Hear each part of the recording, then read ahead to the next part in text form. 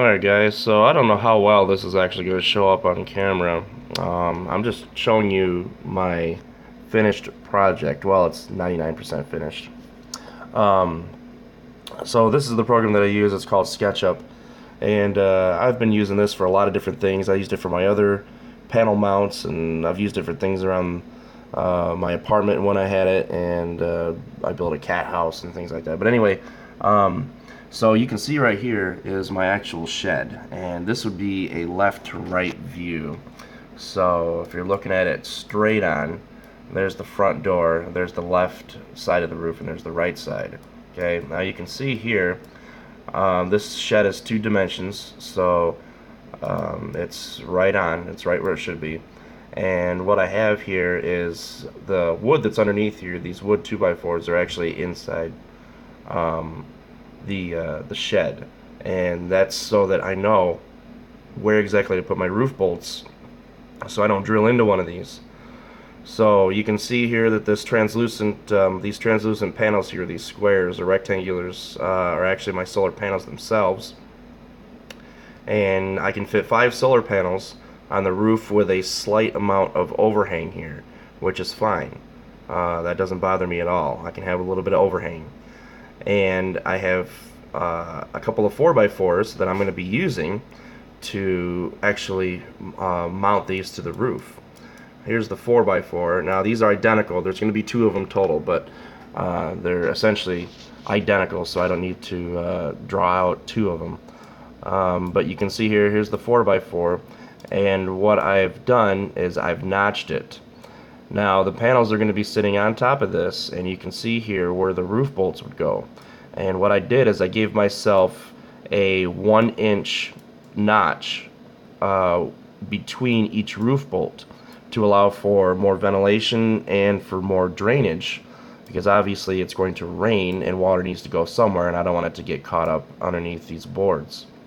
I'm also going to, and I don't have this on the program, but I'm also going to round these cuts off just a little bit, not a lot, just a little bit. That will allow it so that there's no chance of water standing behind these portions here, okay?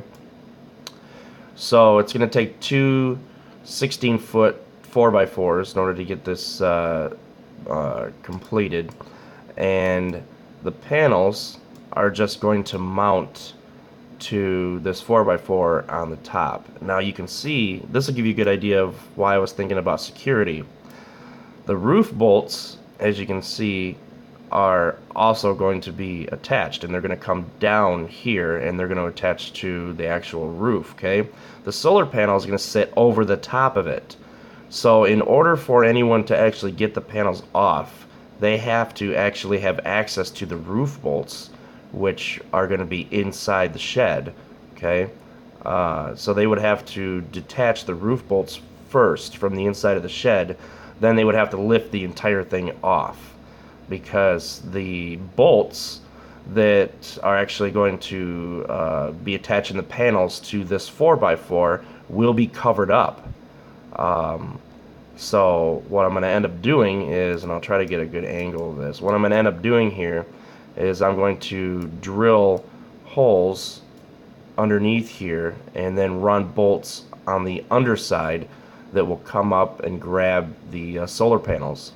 And of course I'm going to have to do that off of the shed. I can't put the 4x4s on the shed and then get the panels on. So this is essentially going to have to be built as one complete piece before it gets on the shed. And what I'll do is I'll have the bolts already in. Okay, so I have the bolts already in, and then what I'll do is, with some help of a friend, I'll just lay the entire piece on top of the shed, and I'll go ahead and cut out the holes. I have the exact locations here on SketchUp, so I know the exact distance between the edge and this roof bolt, and then this roof bolt to this roof bolt. I have the exact dimensions, so I'll be able to take those measurements, I'll be able to drill my holes, and then I'll be able to set the entire assembly, just set it right on top, and so all of the bolts should line up. I shouldn't have any mismatches, and I double checked all of my measurements to make sure that it was good, so this will be all set. But when it's done, you'll essentially see two 4x4s. You'll see the panels on top of the 4x4s, and it'll be a complete unit. Plus I'll have enough ventilation and space that I'll be able to run wire, that water will be able to trickle down, the heat will be dispersed better. I was going to use 2x4s, and a gentleman had actually commented on my video about ventilation.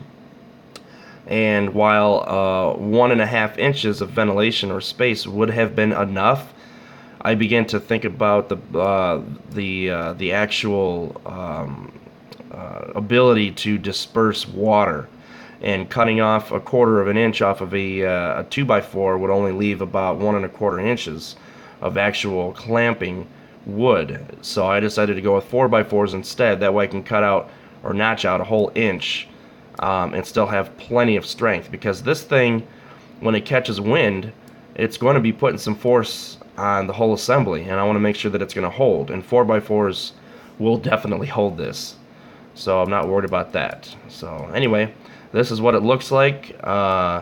If you have any questions, let me know, but now that I have it done on computer, I'm ready to start buying the pieces and making my notches and drilling my holes, and it should be all ready to go. So just wanted to give you a quick update. Take care, guys.